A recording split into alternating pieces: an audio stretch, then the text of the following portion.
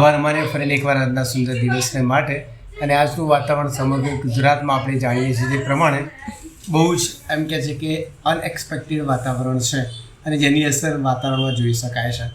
અને એ બાબતો એવું બતાવે છે, માથે લખેલી સુવાર્તા બાઇબલમાં એવું લખ્યું છે કે જ્યારે પ્રભુ ઈસુ ખ્રિસ્તના શિષ્યોએ પ્રભુ ઈસુ ખ્રિસ્તે પ્રશ્ન કર્યો અને પ્રશ્ન એવો કર્યો કે તારા આવવાની તથા જગતના અંતની શી નિશાની છે.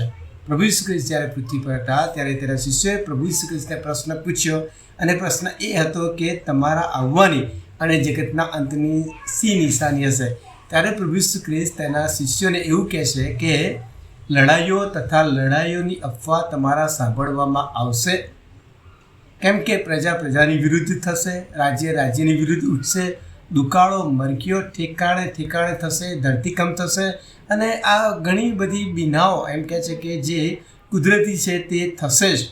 અને એમ કહે છે કે આ તો દુઃખોનો આરંભ છે. એટલે બાઇબલ પણ બહુ સ્પષ્ટપણે એવું જણાવે છે કે પ્રભુ ઈસુ ખ્રિસ્તનું બીજું આગમન એ બહુ જ ક્લિયર, સ્પષ્ટ અને યુનિવર્સલ ટ્રુથ છે. અને પ્રભુ ઈસુ ખ્રિસ્ત આ પૃથ્વી પર બીજા આગમનમાં આવશે અને બીજા આગમનમાં જ્યારે પ્રભુ ઈસુ ખ્રિસ્ત આવશે ત્યારે એમ કહે છે કે તે જગતનો ન્યાય કરશે. અને બીજા આગમનની શરૂઆત કેવી છે તો બાઇબલમાં બહુ સ્પષ્ટપણે એવું લખવામાં આવ્યું છે કે ઠેર ઠેર લડાઈઓ થશે, ઠેર ઠેર એમ કહે છે કે અલગ અલગ રાજ્યની વિરુદ્ધ થશે, દુકાળો થશે, ધરતીકંપ થશે અને અનએક્સપેક્ટેડ નેચરલ બાબતો બનશે કે જે કદી પણ મનુષ્યએ પહેલાં જોઈ નથી. ત્યારે આવા વાતાવરણો, આ યુદ્ધની બાબતો એવું બતાવે છે કે પ્રભુ ઈસુ ખ્રિસ્તનું આવું બહુ જ નજદીક છે. ત્યારે પ્રશ્ન એમ થાય છે કે જ્યારે પ્રભુ ઈસુ ખ્રિસ્ત પૃથ્વી પર બીજા આગમનમાં આવશે ત્યારે શું થશે.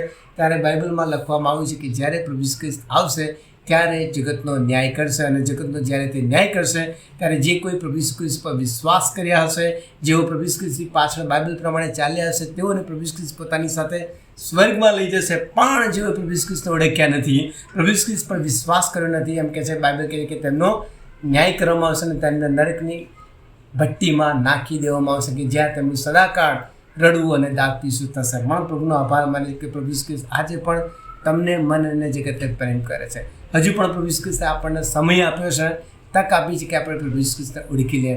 અને એ પ્રભુ ઈસુ ખ્રિસ્ત આપણા પાપોને માટે કાલવારી ક્રુસ પર મરણ પામ્યા, તમારા અને મારા અને જગતના સગડાના પાપ પોતાના ઉપર લઈ લીધા. અને બાઇબલ કહે છે કે જે કોઈ તેના પર વિશ્વાસ કરે છે તેનો નાશ નહીં થાય પણ તેને અનંત જીવન મળશે. ત્યારે જો તમે પોતાની જાતને પ્રશ્ન પૂછો કે શું તમે પ્રભુ ઈસુ ખ્રિસ્તને ઓળખો છો, શું તમે બાઇબલ ઉપર વિશ્વાસ કરો છો, શું તમે પ્રભુ ઈસુ ખ્રિસ્તની પાછળ ચાલો છો. જો નથી જાણતા, નથી ચાલતા, પ્રભુ ઈસુ ખ્રિસ્તને જીવનમાં ઓળખ્યા નથી તો હજુ સમય છે. પ્રભુ ઈસુ ખ્રિસ્ત બીજા આગમનમાં આવે તે પહેલાં પસ્તાવો કરી લઈએ, પ્રભુ ઈસુ ખ્રિસ્તને ઓળખી લઈએ અને પ્રભુ ઈસુ ખ્રિસ્તના નામમાં આવનાર નાશથી અને આવનાર કોપથી બચી જઈએ. આમેન.